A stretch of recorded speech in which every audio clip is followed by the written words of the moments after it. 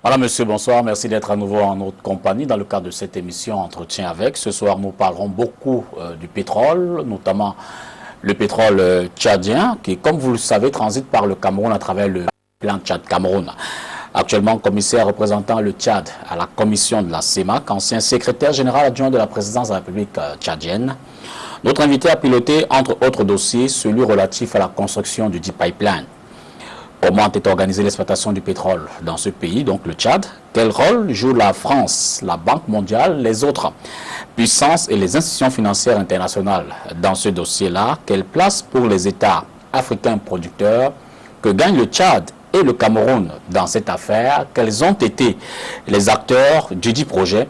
Voilà quelques sujets que l'on retrouve dans l'ouvrage récemment publié par notre hôte et intitulé « Le Tchad et son pétrole ». Défis politiques et enjeux géostratégiques, un document dont l'éditeur est essayiste et consultant, Bem André Julien. Dans le mythique fauteuil rouge de ce soir, il est déjà installé Hassan Adoum Bakit Agar. Bonsoir. Bonsoir monsieur. Merci d'être des nôtres ce soir. Merci, c'est moi qui vous remercie. Vous êtes commissaire représentant du Tchad à la commission de la CEMAC. Tout à fait. En quoi est-ce que ça consiste? Quel est votre travail là-bas? Vous le savez, la commission de la CEMAC est issue après donc, les réformes institutionnelles qui ont eu lieu au niveau de l'ancien UDEAC. Et sa transformation en une commission a été donc revue pour voir chaque pays membre, les 6. Chaque pays donc envoie un commissaire, le représentant à la commission de la CEMAC pour le représenter au niveau de l'exécutif de la CEMAC. Alors nous allons nous inspirer de votre ouvrage pour répondre à quelques-unes des questions qui ont été mentionnées plus haut. De façon générale, pourquoi avoir choisi ce titre? Vous avez fait le Tchad et son pétrole, défis politiques et enjeux géostratégiques. Bien, à travers ce titre, j'ai abordé plusieurs questions et notamment après avoir piloté ce projet important pour mon pays, j'ai croisé des sujets, j'ai débattu des sujets qui ont attrait donc aux questions de géostratégie, aux questions de politique économique, aux questions également des relations internationales, et aux questions également liées à la finance internationale. Je pense, en intitulant un peu ce livre, je pense que j'ai abordé suffisamment ces questions-là dans ce livre qui a attrait d'abord donc à une question d'exploitation normale d'une richesse minière, mais pour son exploitation, il a fallu donc aborder toutes ces questions dans leur large mesure avant de trouver des solutions idoines pour l'exploitation du pétrole tchadien. Alors une autre curiosité, vous choisissez de faire éditer ce livre au Cameroun. Alors généralement pour ce cas d'ouvrage, ça se fait en France. Pourquoi le Cameroun? Je pense qu'en choisissant un peu le Cameroun pour éditer ce livre, d'abord je trouve que le Cameroun a beaucoup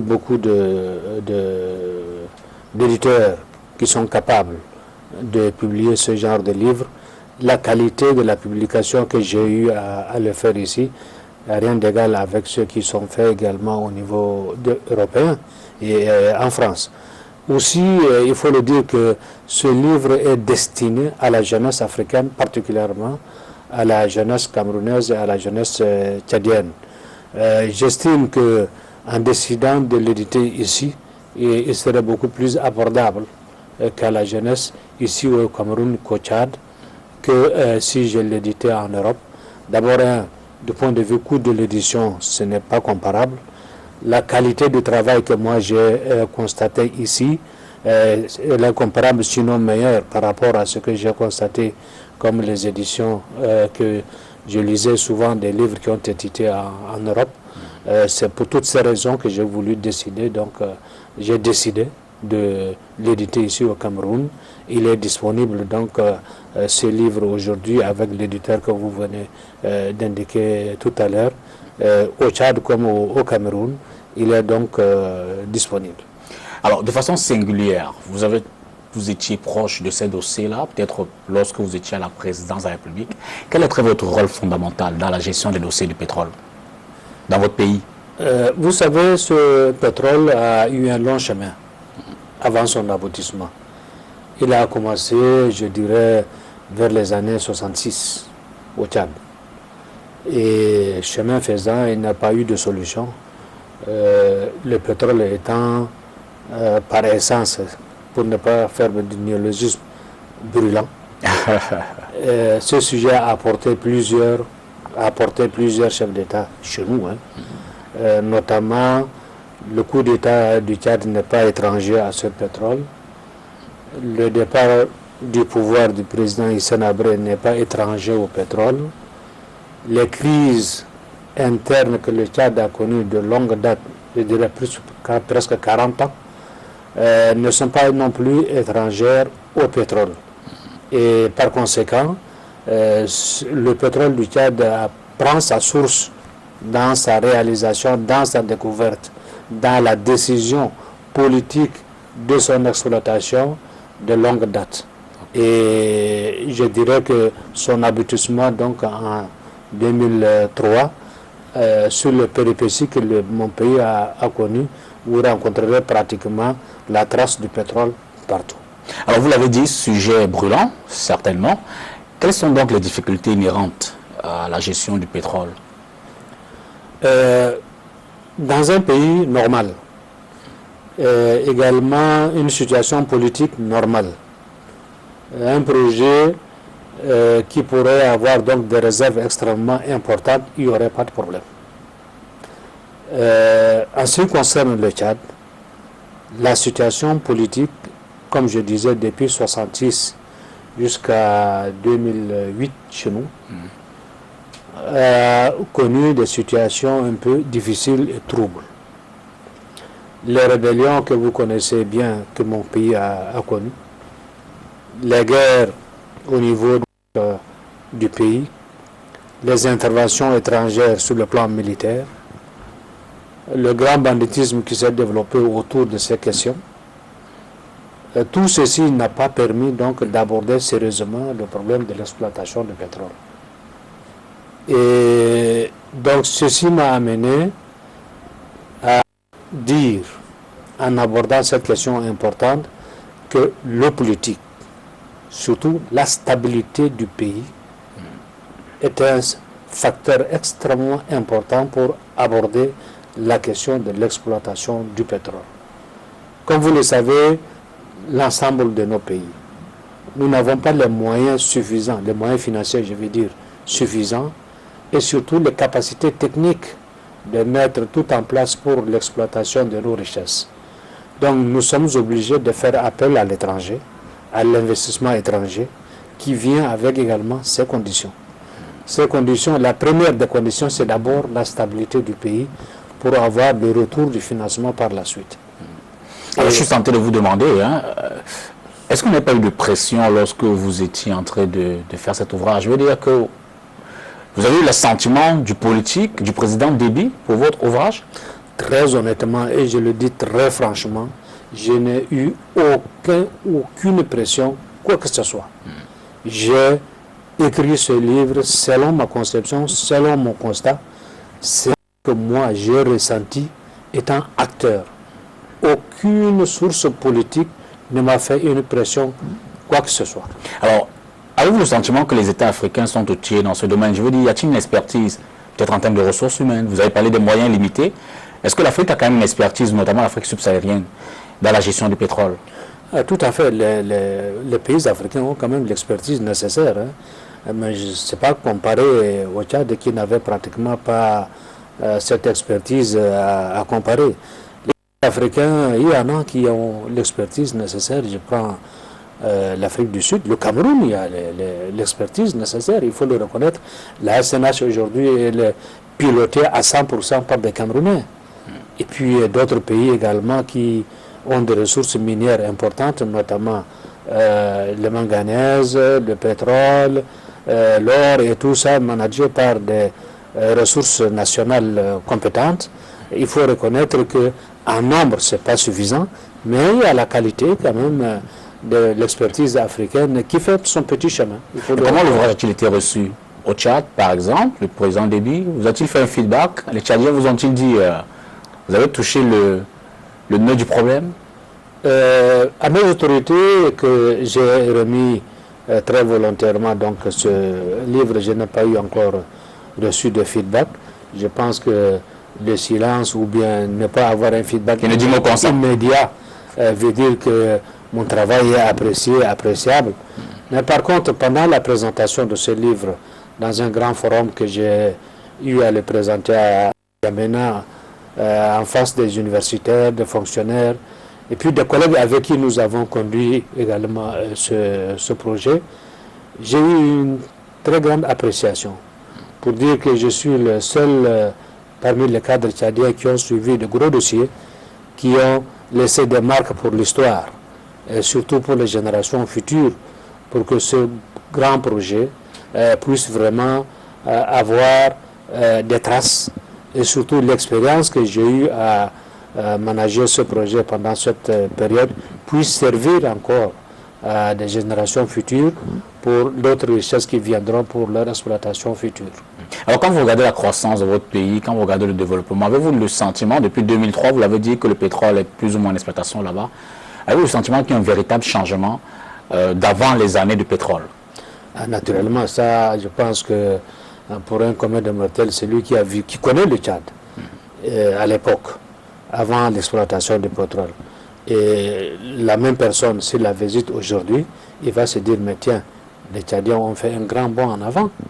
Et ça, on a fait avec les ressources pétrolières. On a fait avec les ressources pétrolières.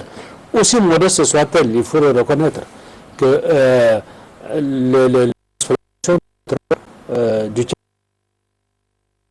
le Tchad n'a exploité qu'entre le maximum, le top niveau, se situait à 210-220 barils jour, comparativement au Nigeria, en Algérie ou en Libye, qui ont 1 million et plus à exporter par jour. Il n'y a pas de comparaison. Mais le peu de ressources que nous avons eu avec cette petite exportation de 210 à 220 000 barils par jour, nous avons fait des grands pas.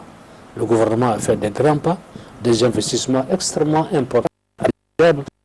Aujourd'hui, le commerce, c'est celui qui visite aujourd'hui un grand changement qu'on ne peut pas le cacher. Une déclaration stratégique, fait par exemple le président Déby pour que le projet pipeline Tchad-Cameroun soit réalisé. D'abord, le président Déby s'est investi personnellement. D'abord, à assurer la sécurité, la stabilité du pays. C'est un pas extrêmement important. Comme je disais au début de mon propos, on ne peut pas exploiter les richesses nationales avec l'appui financier donc des partenaires étrangers dans un pays en trouble. Le président Déby s'est investi personnellement pour la stabilité du pays, à son grand honneur. Deuxièmement, pour les investisseurs qui viennent, il faut les rassurer. Il faut également qu'il y ait une stabilité dans la législation. Il faut qu'il y ait une stabilité pour le retour de l'investissement.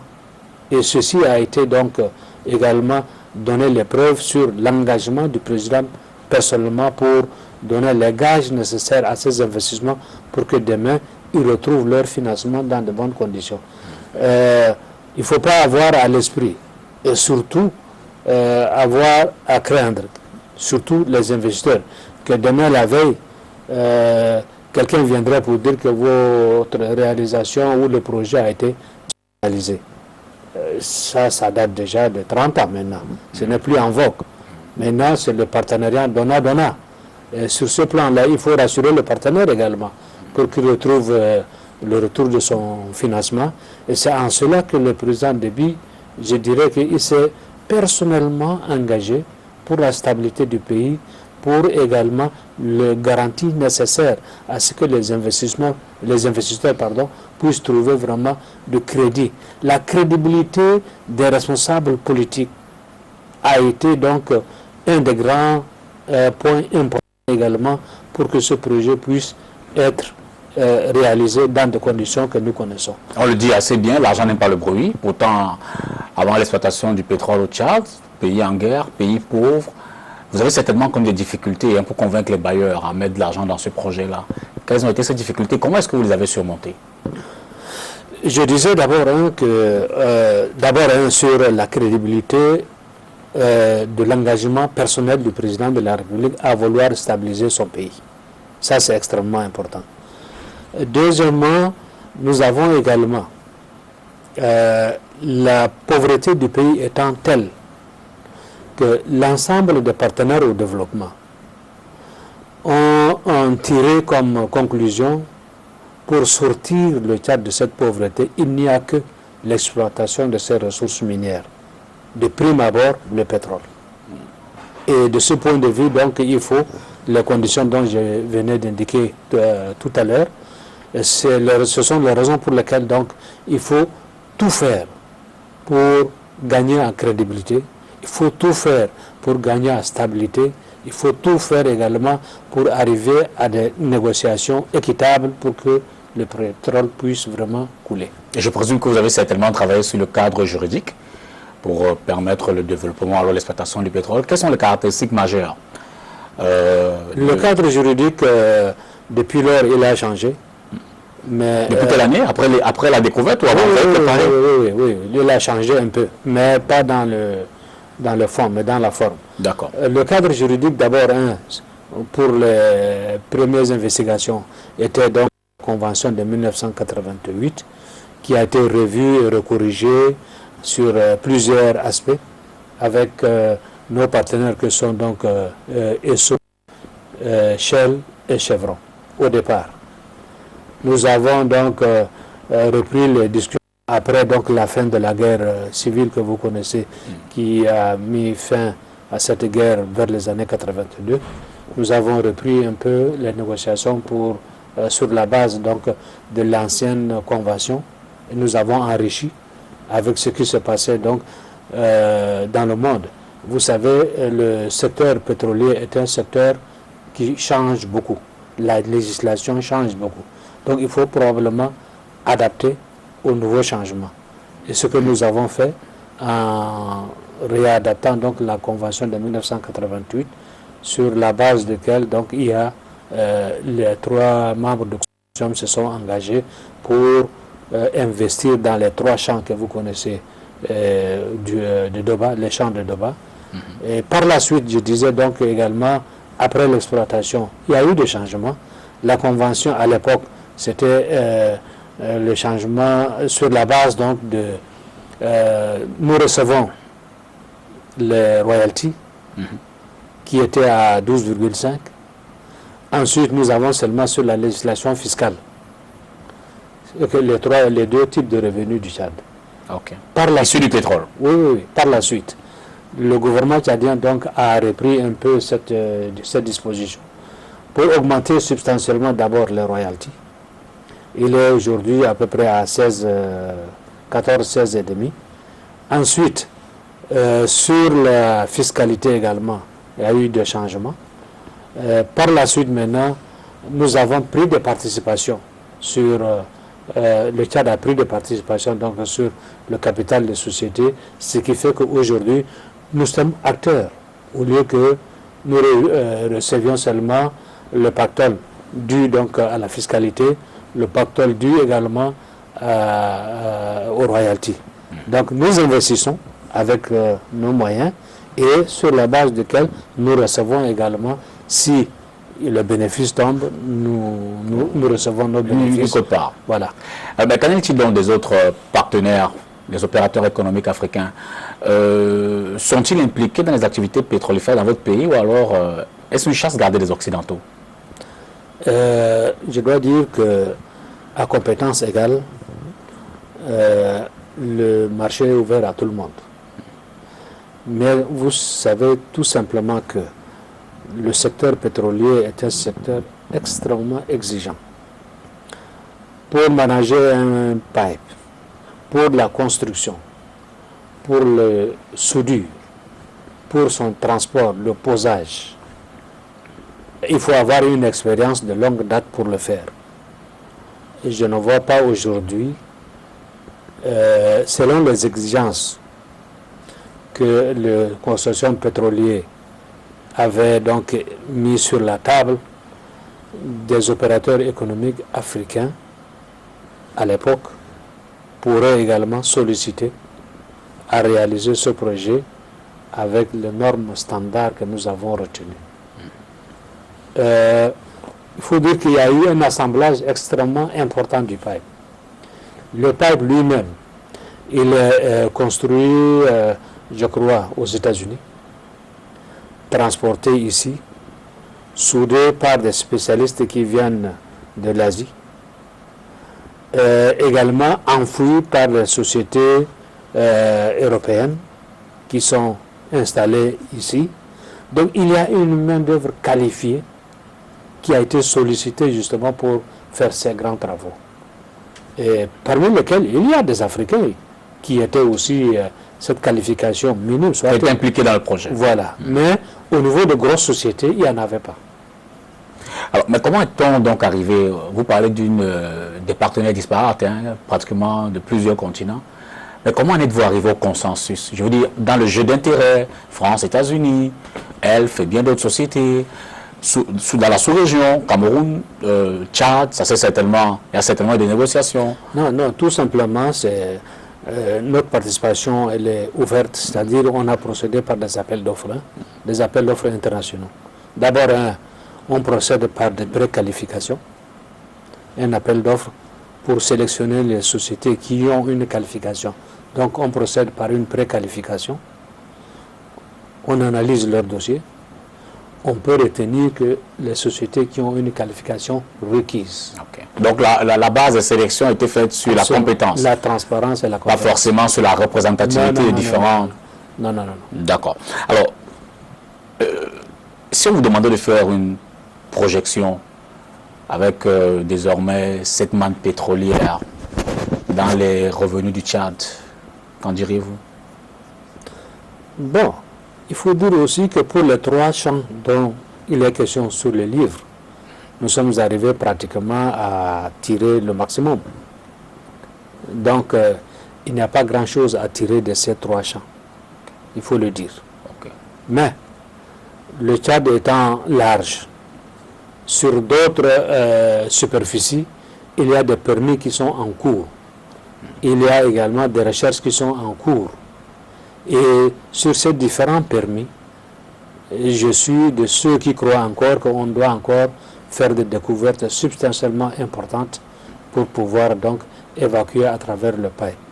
Il faut aussi rappeler que nous avons anticipé la construction du pipe, non seulement calé sur les 3 champs, nous avons calé sur les perspectives de découverte futures et aussi la possibilité d'évacuer les découvertes des pays voisins. Le Cameroun, dans sa partie nord également, comme vous le savez, a aussi des gisements, il peut évacuer sans problème. Pour l'instant, il n'y a pas eu encore de découvertes importantes pour pouvoir les faire passer par le tuyau. Mais je vous apprends que mon pays a signé une convention avec le Niger qui a découvert des gisements importants à la frontière du lac Tchad. Okay. Et à travers lequel donc il décide d'exporter ce pétrole à travers le pipe en construisant donc des bretelles qui doivent donc ramasser ce pétrole-là et qui faire exporter par ici. Voilà. Alors, quelles sont les considérations, quelles sont les motivations qui ont poussé l'État du Tchad, votre pays, à faire passer son pétrole en territoire camerounais par le pipe? Au départ, nous avons fait des simulations.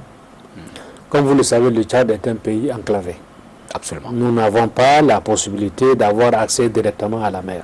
Absolument. Nous sommes entourés par des pays peut-être qui ont des accès à la mer, mais le champ pétrolier de Doba étant situé dans la partie sud du pays, nous avons fait une évaluation, soit on l'exporte à travers le Cameroun, soit on l'exporte à travers la Libye, donc via pour la Méditerranée, ou alors vers la mer Rouge du côté du Soudan. Pour l'instant, nous n'avons que les 3 façades. Absolument.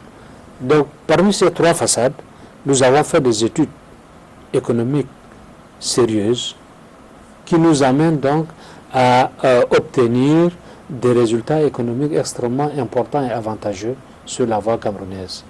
Il faut se dire aussi que les investissements qui nécessitent donc la construction de ce pipe, c'est déduit des revenus du pétrole. Okay. Ni le Tchad, ni le Cameroun ne pourra donc toucher cette différence, parce qu'il faut que nous remboursions d'abord les prêts qui ont servi à construire le pipe. Donc c'est davantage un choix d'intérêt. Tout à fait.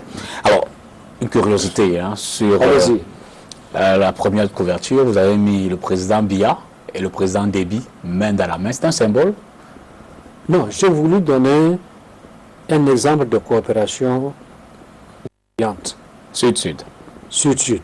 Et surtout, donner l'exemple de 2 pays, frères et voisins, qui l'un est enclavé, l'autre a une possibilité d'ouverture sur la mer.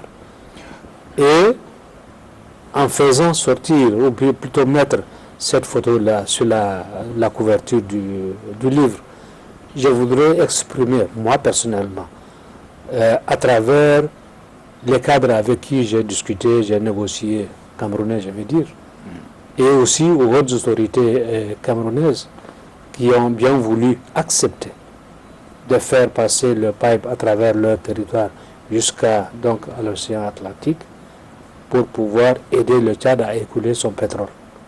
Et de ce point de vue, je pense que le Tchad est extrêmement intéressant pour cette disposition politique et surtout pour les avantages économiques que nous tirons de cette ouverture, coopération dynamique. Pendant nos discussions, nous n'avons jamais rencontré de difficultés en face de nos interlocuteurs camerounais sur la base duquel donc nous avons, c'est à prendre ou à laisser. Vous êtes enclavé, vous n'avez pas la possibilité, donc c'est ça que nous vous proposons. Non. C'était une négociation franche. Tout à fait. Avec des ouvertures, avec des possibilités de négociations, de concessions extrêmement importantes également. Et aussi, du point de vue, le parrainage politique des 2 chefs d'État nous a amené également à avoir un état d'esprit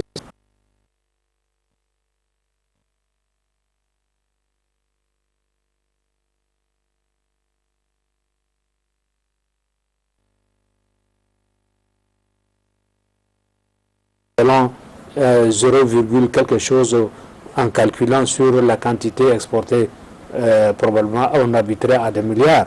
Absolument. Donc sur ce plan-là, je tire mon chapeau à mes collègues camerounais pour leur disponibilité et également je rends un grand hommage à son président Paul Biya, si je peux m'exprimer aujourd'hui, à qui également il m'a fait l'honneur de me décorer à la fin de nos discussions. De là à faire un appel comme ça se fait ici, il n'y a qu'un pas. Alors, je voudrais vous prendre.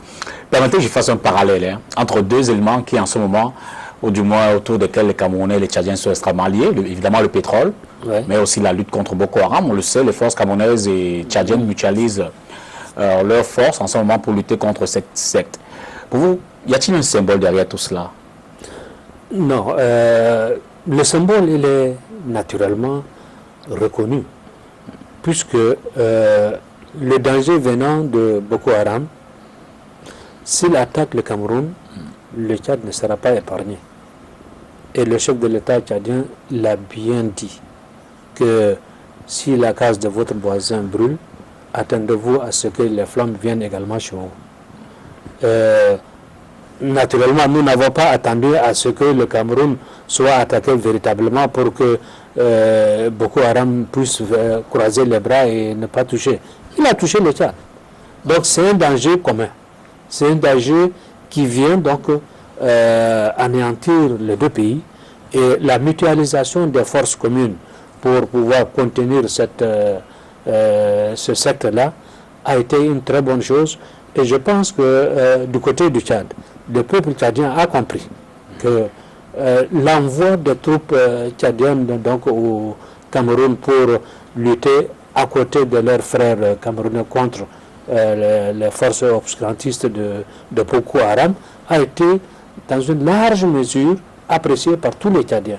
Ce qui fait que nous avons aujourd'hui des pans extrêmement importants de situations communes que nous ne pouvons non plus nous séparer. Absolument. Voilà.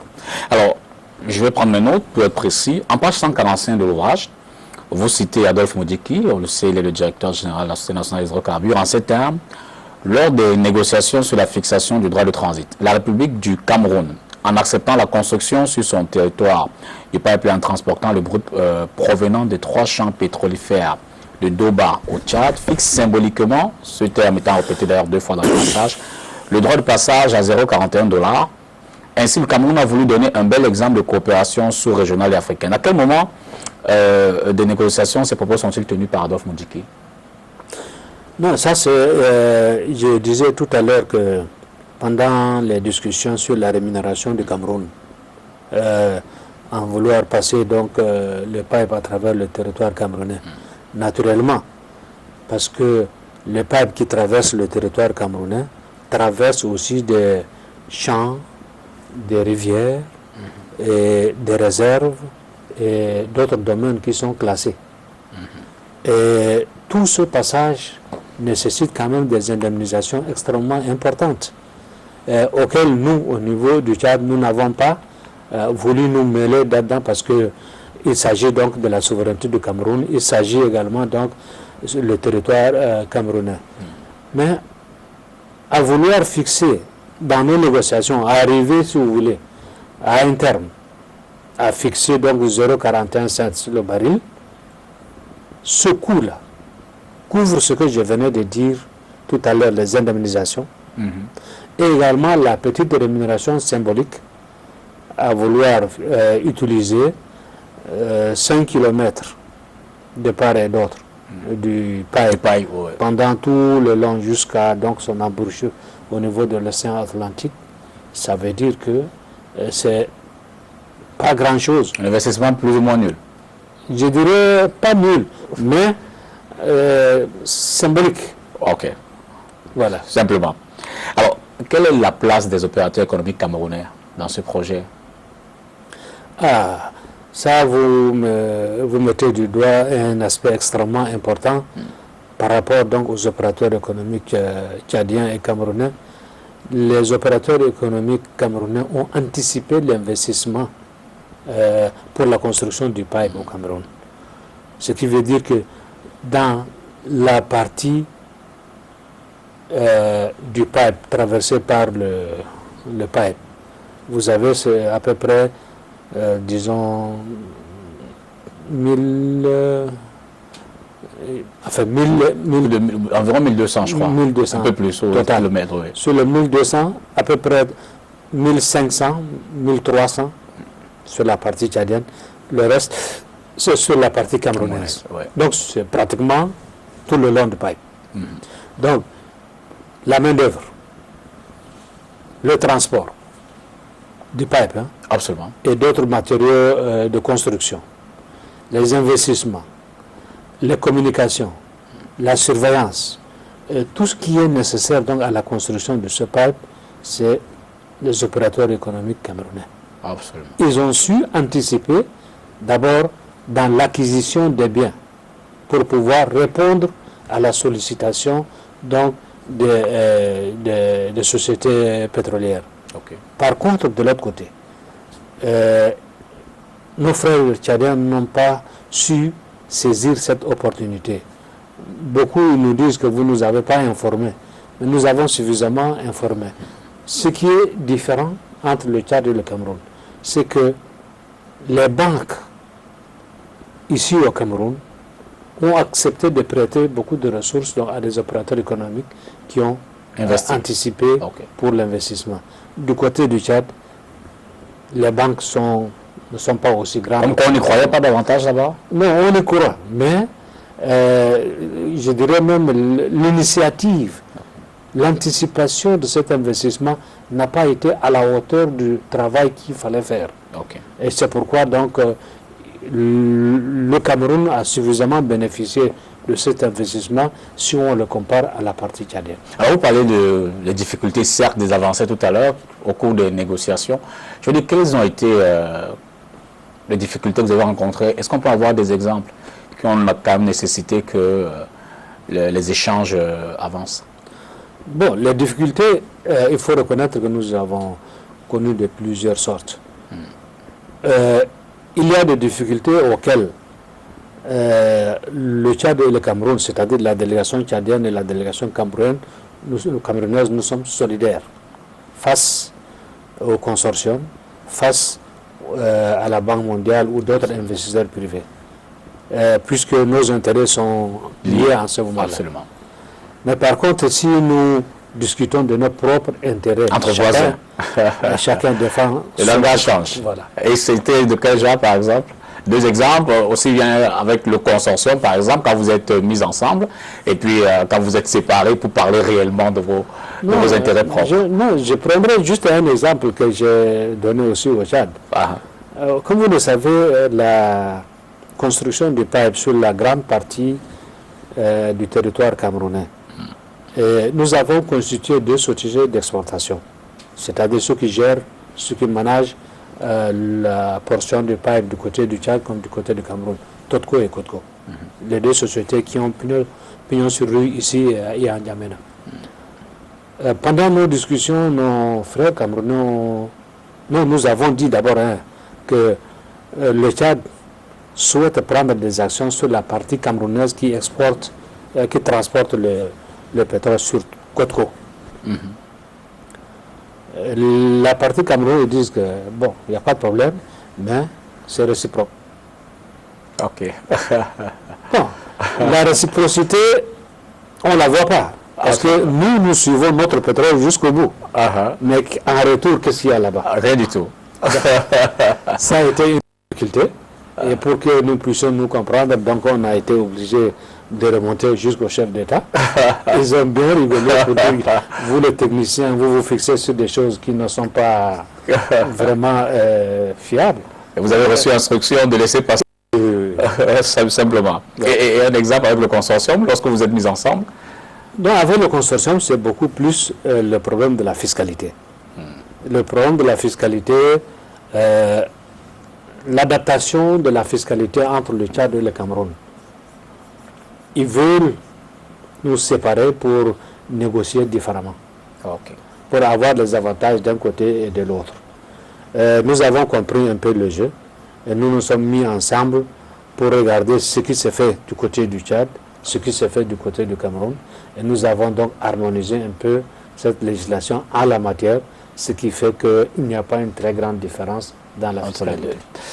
Voilà qui est dit. Alors, combien de temps auront duré ces négociations-là? Très honnêtement, la première prise de contact, nous avons eu avec les autorités camerounaises en 93. Nous avons véritablement négocié, commencé à négocier à partir de 1993, fin 93. Nous avons achevé fin 2006.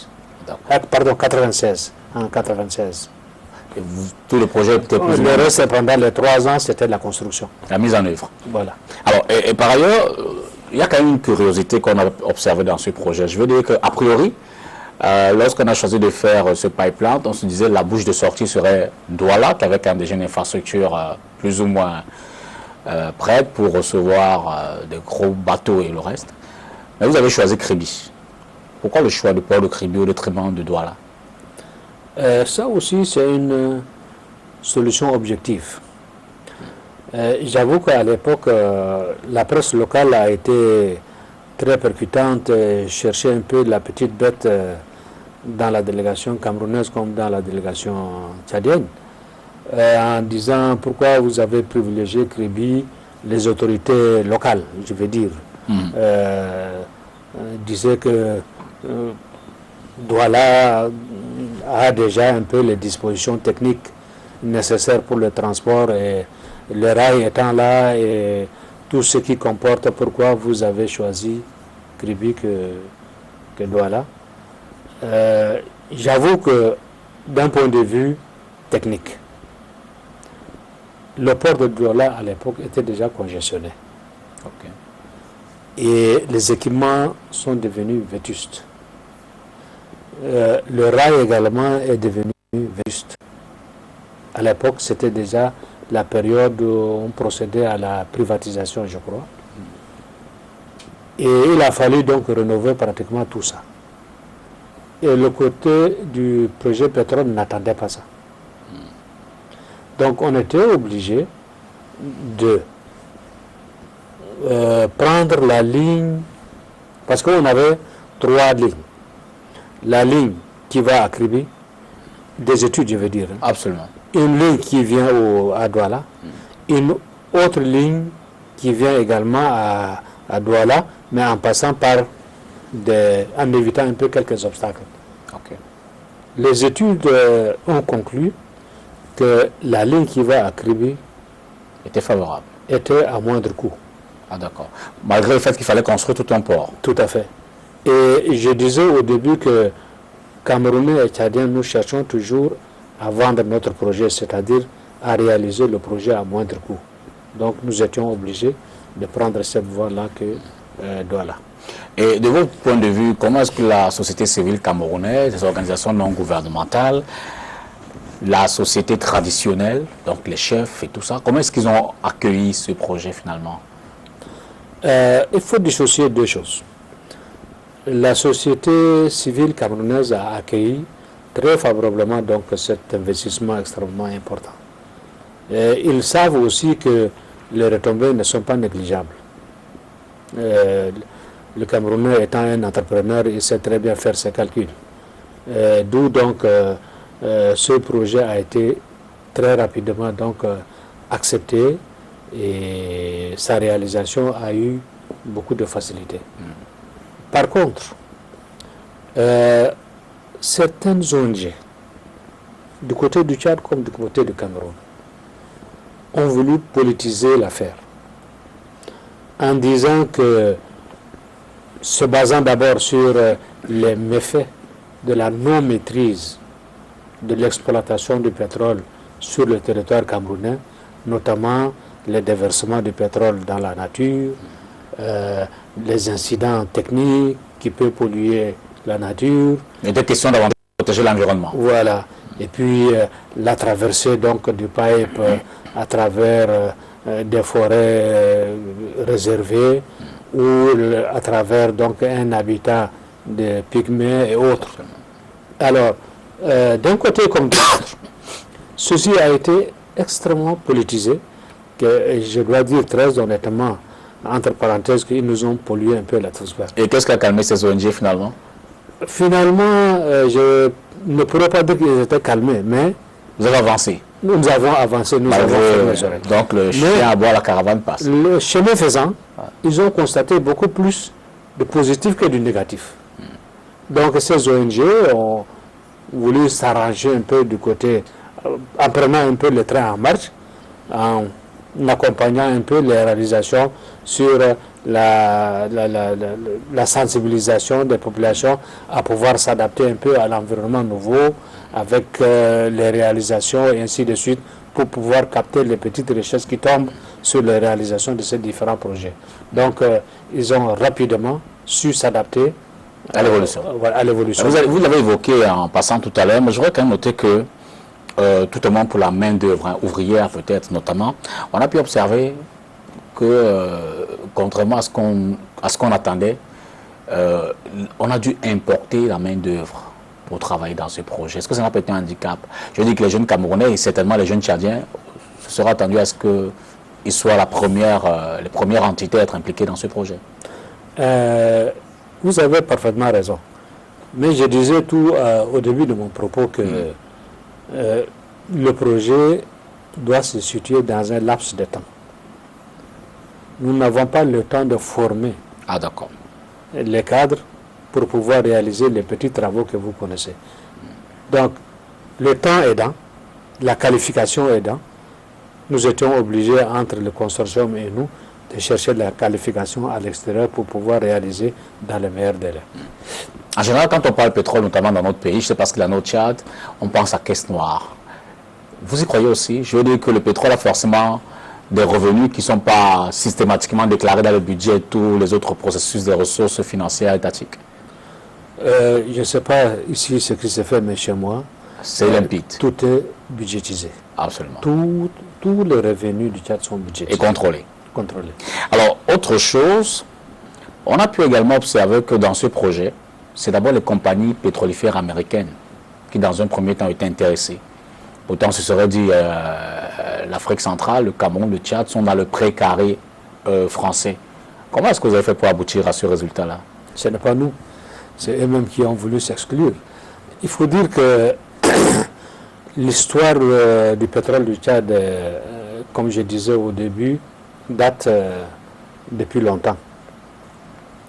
Le principal, ou bien plutôt le début de recherche datait déjà des années vers les années 60 jusqu'à 70. Pendant cette période, ils ont commencé d'abord dans la partie nord du pays. Et la partie nord a été donc troublée par le rébellion. C'est l'époque. Elles ont voulu continuer les travaux, donc ils ont arrêté. Ensuite, camerounaise, plutôt a voulu un peu se lancer dans l'aventure en un permis de recherche dans la partie sud du pays. Et il a commencé donc à avoir un permis. Il a commencé les premières recherches. Il a trouvé des indices intéressants. Survient subitement la guerre civile de 79. Les travaux ont été donc arrêtés. À la reprise, tous les investissements des sociétés ont été pillés.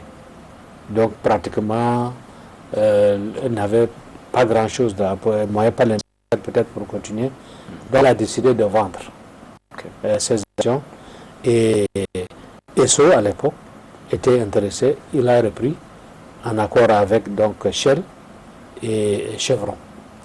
Donc Shell étant néerlandais que vous connaissez, donc Chevron également américain, ESSO également américain.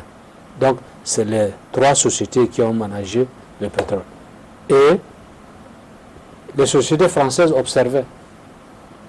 Qu'est-ce qui va advenir demain? On cherche, on attend. Les autres, ils cherchent, ils découvrent, malgré que la situation de stabilité du pays connaissait toujours de petits problèmes, mais ils continuaient. Ils ont trouvé des indices intéressants, et notamment donc des nappes commercialisables. Et en 90, ils ont dit donc au gouvernement tchadien que nous estimons que les découvertes que nous avons réalisées peuvent, dans la mesure du possible, et si nous arrivons à construire un pipe à moindre coût, ils peuvent être exploités. Jusqu'à présent, donc, les sociétés françaises attendent. Et à un moment, quand même, il y a dans le consortium, on se rend compte que ELF intervient. ELF se décide, ou alors êtes-vous allé chercher ELF? La diplomatie a souhaité que, rappelle, nous sommes dans le précaré. Il fallait absolument que la France soit dedans. Ça fait partie également des coûts stratégiques du président Déby. Il faut le reconnaître. La France observait à distance tout ce qui se faisait un peu en matière de recherche pétrolière au Tchad. Comme vous le dites, le Tchad faisant partie de son précaré, attend de voir comment les choses vont évoluer. Ils ont constaté que les Américains continuaient. Et ils se sont engagés véritablement à exploiter le pétrole. Donc dans ces cas, la France ne peut pas être en dehors ou à l'écart. Et cette fois-ci, c'est les Français qui demandent au gouvernement tchadien s'ils ne peuvent pas trouver une petite place dans le consortium. Là, les autorités politiques elles-mêmes. Absolument. C'est une demande diplomatique ou une demande sous forme de pression si vous le faites pas? Si vous ne le faites pas, vous ne suivez pas. Non. Dans un premier temps, c'est diplomatique. Ah. C'est diplomatique et ils ont exprimé le besoin d'avoir une toute petite place vraiment dans la recherche pétrolière. Donc, comme je disais tout à l'heure, c'est un coup stratégique du président Déby. Il n'a pas dit non. A-t-il dit oui? Et pas immédiatement non plus. Il a dit, bon, la recherche se fait donc par les sociétés que vous connaissez. Nous avons un contrat qui nous lie avec eux. Nous avons également des conventions qui nous lient avec ces sociétés. Nous ne pouvons pas d'emblée nous saisir et de vous mettre dans ce consortium. Il serait intéressant si vous pouvez négocier entre vous, étant des sociétés privées. Okay. Bien que la société française étant avec des capitaux publics. Je pense que ELF n'a pas trouvé meilleur écho de consortium. Chemin faisant, la société Chevron a voulu vendre, a cédé ses parts, disons, et partait donc ailleurs. Surtout à l'époque, après l'éclatement. Était-ce une cession? Je veux dire que ça n'avait rien à voir avec des pressions? Non, pas du tout. Comment est-ce qu'un projet qui semblait porteur... Je vais vous expliquer. Allez-y. La société Chevron avait beaucoup plus des activités à l'époque au niveau de l'ex-URSS, Okay. les pays du bloc socialiste soviétique, qui étaient donc en éclatement. Ils avaient beaucoup plus d'activités de l'autre côté. Okay. Donc, ils ne pouvaient pas non plus être là-bas et ici. Ils ont fait les calculs. Ici, petites actions. Ils ont voulu concentrer leur activité donc, dans le bloc de l'Est. Dans le bloc de l'Est.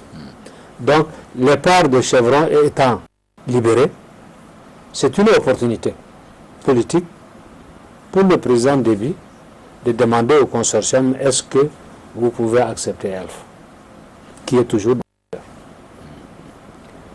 dans un premier temps, ils n'ont pas accepté. Ils n'ont pas accepté parce qu'ils estiment que les moyens qu'il faut mettre dans ce projet, ELF n'a pas suffisamment les moyens pour investir dans un délai court. Donc, quand le président Déby avait demandé au consortium s'ils peuvent accepter la société ELF, d'un point de vue économique et d'un point de vue technique, le consortium a refusé. Mais le président Déby, connaissant un peu la France, ce qui pouvait advenir, connaissant un peu les agissements de la société ELF, ayant des bras longs un peu partout, il a anticipé en demandant avec une forte pression de deux côtés, du côté des sociétés américaines, il faut accepter. Et les sociétés donc ont dit, du point de vue politique, donc c'est un peu difficile de dire non quand même à un projet qui est déjà avancé. Il faut aussi habiller la configuration politique. Ils ont accepté le principe. Ils ont accepté le principe, mais ils ont dit au gouvernement le principe étant c'est une affaire privée, c'est entre nous. Le gouvernement a dit non, dans ces conditions, moi je ne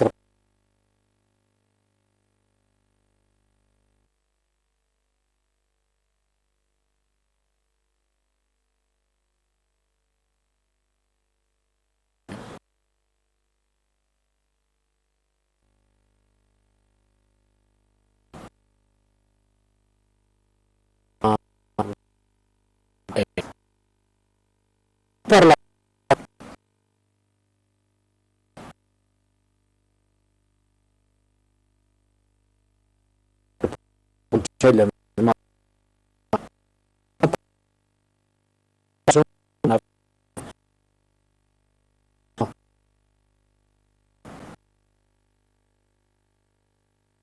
les sociétés ont été mises hors d'elles-mêmes, qui est d'action politique. C'est un cadeau de vote. Non. Et vous, quel est le rôle que vous avez joué dans la constitution et la ratification de ce nous avons joué un rôle important parce que les messages que le président donnait... Vous étiez le représentant du Tchad, hein? Oui, absolument. Les messages que le président Déby nous donnait donc à dire au consortium et à ELF, donc c'est moi qui les portais.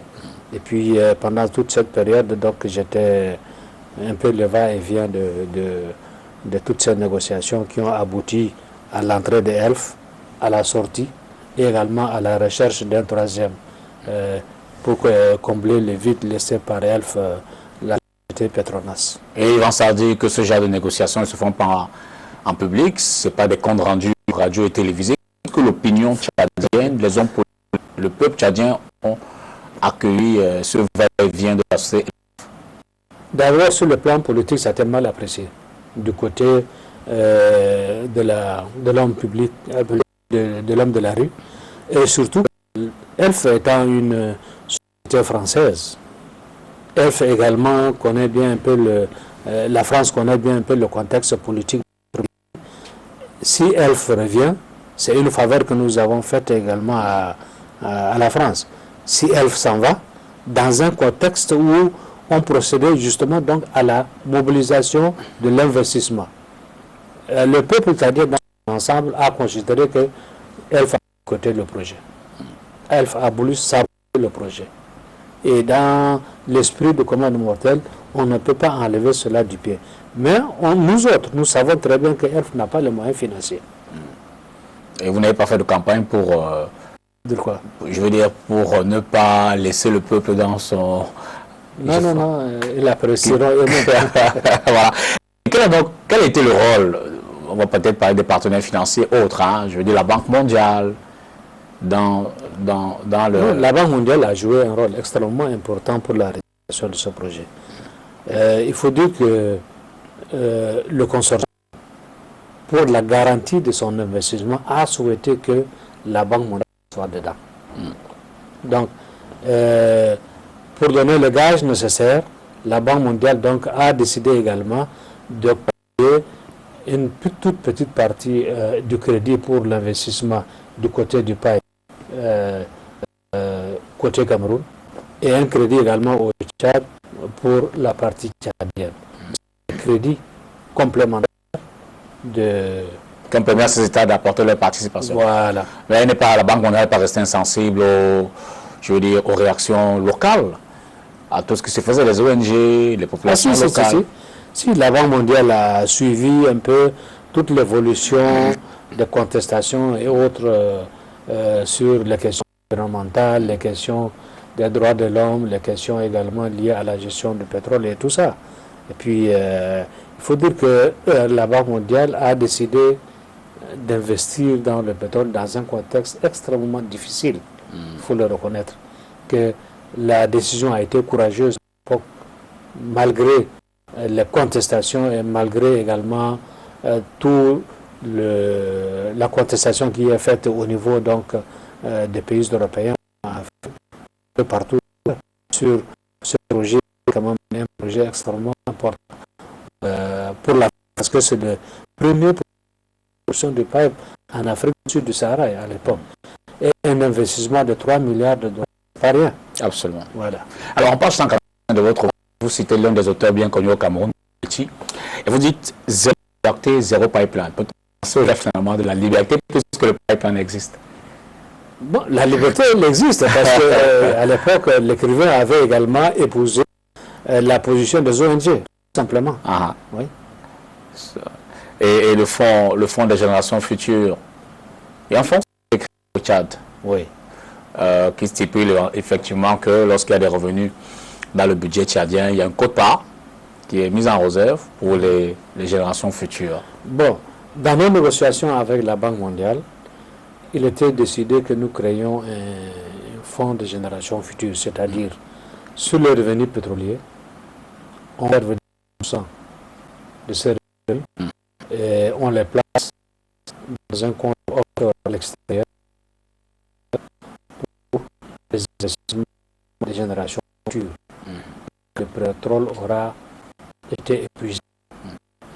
La négociation pour la facilité de la négociation, nous avons accepté le principe.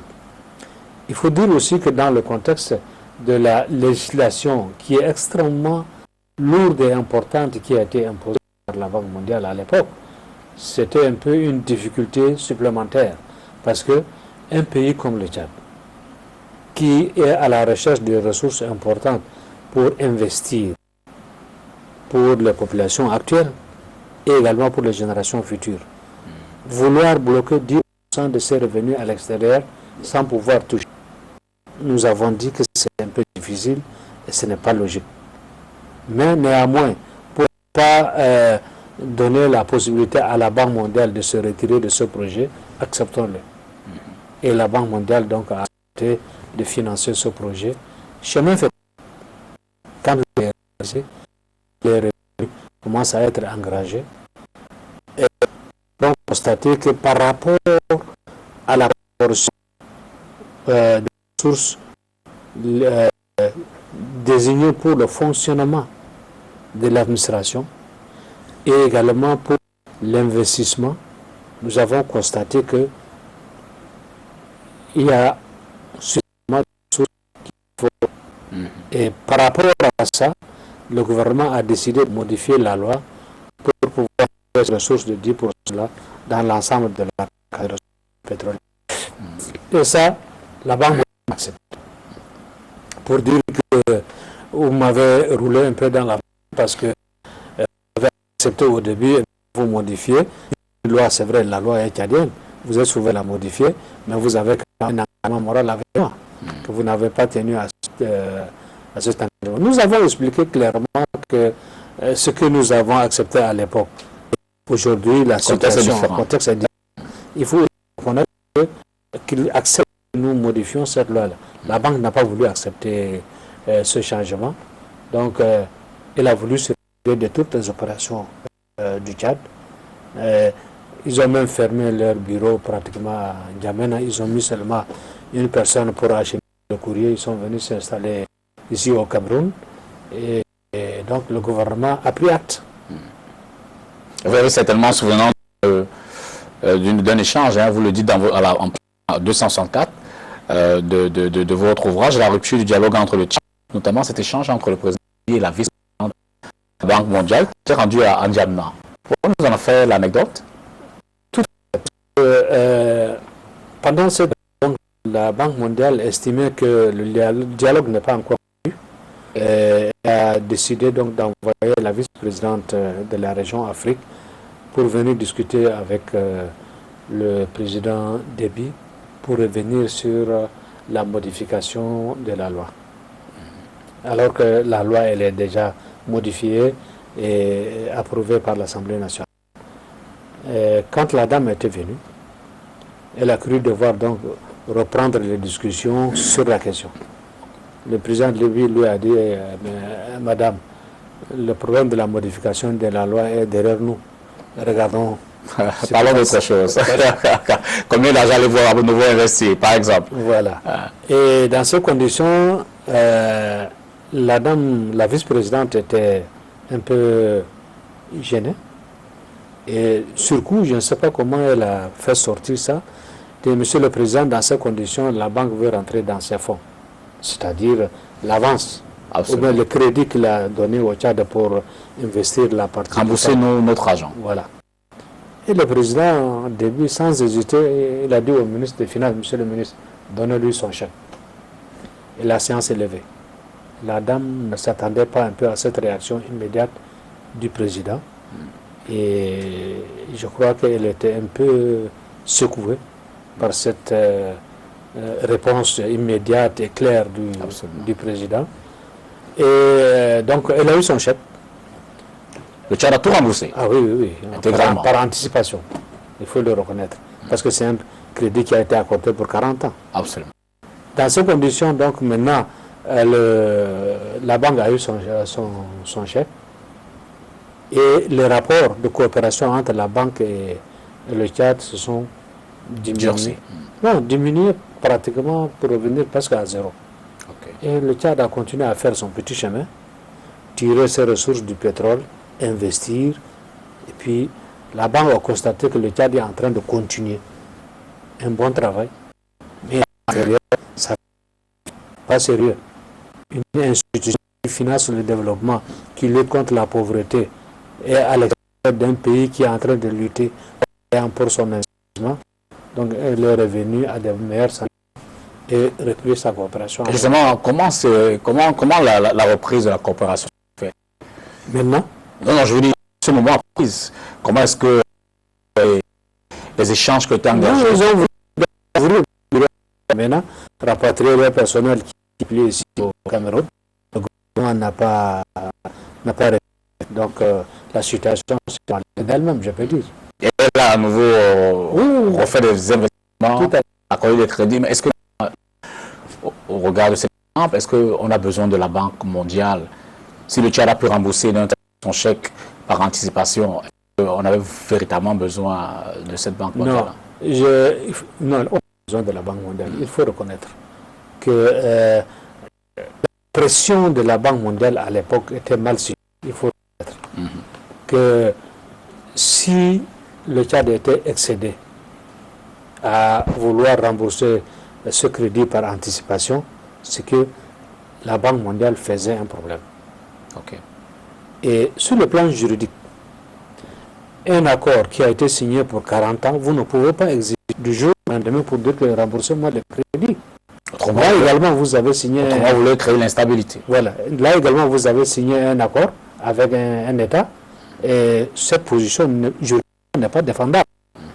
Le Tchad a voulu fermer les yeux pour ne pas aller aux juridictions internationales, absolument, ainsi de suite. Donc, il a voulu la facilité. Donc, ils ont fermé cette éventualité en faisant un effort pour rembourser. Et puis, le problème est réglé. Aussi bien que vous vous souvenez, quelles sont les attentes qui sont mises en place pour le projet Abyss? Entre institutions, vous avez adopter les lois, suivre vraiment le processus de déroulement du projet, parce que nous avons un accord avec le Cameroun sur comment on appelle ça, la coopération sur le trajet du pipe, sur le trajet du pipe qui a été entraîné par l'Assemblée nationale et vice-versa d'ailleurs. Nous avons également d'autres aspects sur l'ensemble de ce projet avec le consortium et autres pour pouvoir donc manager ce projet. L'Assemblée a joué un rôle extrêmement important. Le gouvernement également, dans son bloc, avait constitué également un élément extrêmement important pour la conduite de ce projet, notamment le ministère des Finances, le ministère du Plan, le ministère le sectoriel, tout ceci pour accompagner donc la réalisation de ce projet important. Alors, y a-t-il d'autres projets de ce type entre les deux pays ou alors qui sont envisagés ou qui existent? Je pense que la coopération ne s'arrête pas là. Probablement, du côté du Tchad, comme du côté du Cameroun, les recherches sur le pétrole vont continuer. Et naturellement, si on découvre d'autres gisements extrêmement importants, il doit y avoir donc une construction de bretelles qui va venir donc aboutir au pipe du côté du Tchad. Les négociations également vont reprendre avec le Cameroun parce que le consortium, plutôt le pipe est construit justement uniquement sur la base des champs, des 3 champs, comme Mianou Bolobo. Okay. Et de ce point de vue, s'il y a des pétroles additionnels qui viennent s'ajouter, les négociations avec le Cameroun donc vont reprendre cette fois-ci pour la rémunération de la traversée du brut à travers le pipe Cameroun.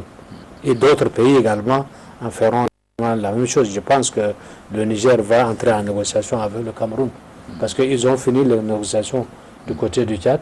Je pense c'est déjà fait. Je crois qu'ils ont un accord de coopération dans ce sens-là. Alors, je vais vous citer les pays, et là je parle davantage au commissaire de la SMAC. Tchad, Cameroun, Guinée équatoriale, Gabon équatorial. Est-ce que vous pensez qu'un autre exemple de ce type, au regard des relations qu'il y a entre les pays que je viens de citer, Cameroun, Guinée équatoriale et Gabon, Guinée équatoriale, ça peut être, est-ce que ça peut s'implémenter? Non, les relations entre États sont d'une nature différente que la gestion quotidienne des peuples à travers les faits divers ou des incidents malheureux qui parviennent autres. Moi, je me situe un peu au-dessus de tout ça. Et la coopération régionale, d'une manière globale, à l'intérieur de la CEMAC, je pense que tout peut se faire sans incident. Et qu'est-ce qui coince en ce moment? Comment? Qu'est-ce qui coince? Là, j'élargis de façon dans la CEMAC. Je pense qu'il n'y a pas quelque chose qui coince. Maintenant, il faut que maintenant, avec les générations futures, surtout, nous commençons à bâtir un sentiment communautaire. L'intégration. Que nous puissions également réaliser des objectifs communs d'intégration pour que tous les peuples trouvent leur compte. Il y a aujourd'hui des pesanteurs sur le micronationalisme qui existent. C'est naturel. Nous sommes tout au début d'une intégration. Et par rapport à ça, donc, il faut naturellement que la politique au niveau des chefs d'État ne souffre d'aucune ambiguïté. Il faut maintenant aux acteurs, c'est-à-dire à la commission de la CEMAC, aux institutions de la CEMAC, aux institutions des pays membres et tout ça, coopèrent d'une manière générale dans la bonne direction pour la réalisation d'une communauté. Et quelles sont les stratégies que la Commission, par exemple, met en œuvre? Je veux dire, quels sont les secteurs sur lesquels vous encouragez davantage les États à se mettre ensemble?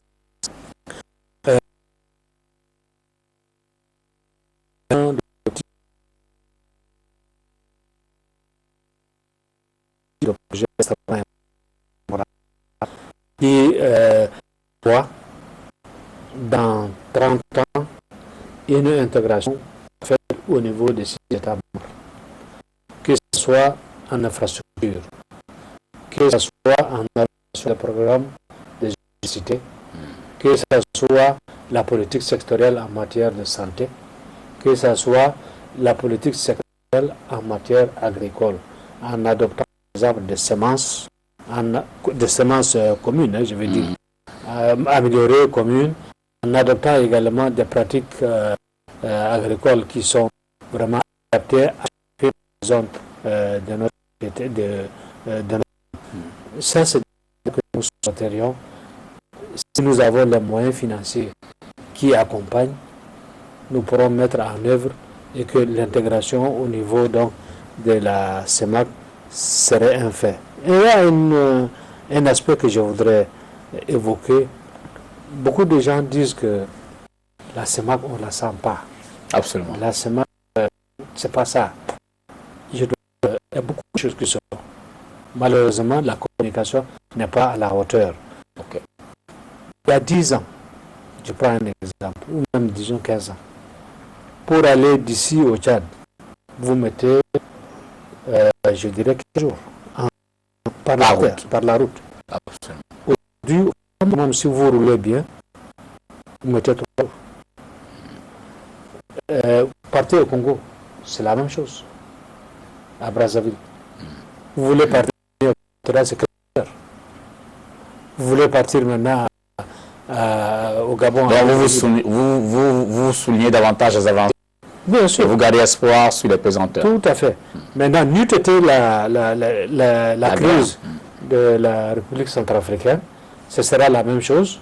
Mais malheureusement, je pense qu'avec la configuration actuelle, surtout la situation nouvelle qui est créée par les élections au niveau de la RCA, les choses vont revenir à la raison et que la coopération, surtout les grands projets que nous avons à cœur, vont reprendre. Je pour demander si, avec cette élection, avec ce nouveau président, vous êtes convaincu que définitivement les querelles vont se taire. En tout cas, l'espoir. Mais elle ne peut pas non plus prévenir demain la réalité. tout cas, le chef d'État qui est élu, il a toutes les capacités intellectuelles, techniques nécessaires pour pouvoir asseoir une démocratie et la stabilité dans son pays. Tout ce que nous lui souhaitons. Monsieur Hassan Agar, merci. C'est moi qui vous remercie. Je rappelle que vous êtes auteur, vous venez de commettre un livre, Le Tchad et son pétrole, défis politiques et enjeux stratégiques, enjeux géostratégiques. C'est d'ailleurs du pétrole dont on a essentiellement parlé ce soir, un livre dont l'éditeur est également essayiste et consultant, Mbem. Je dois vous dire également merci, chers amis téléspectateurs, à regarder le programme. J'espère que vous avez été édifiés, notamment le contour de la gestion du pipeline Tchad-Cameroun, sa mise en œuvre, son exploitation par le Tchad et par le Cameroun. Et c'est vrai, il a dit, le commissaire, un exemple type en Afrique au sud du Sahara. Bonsoir, merci et à jeudi prochain, une autre édition de Entretien. Merci.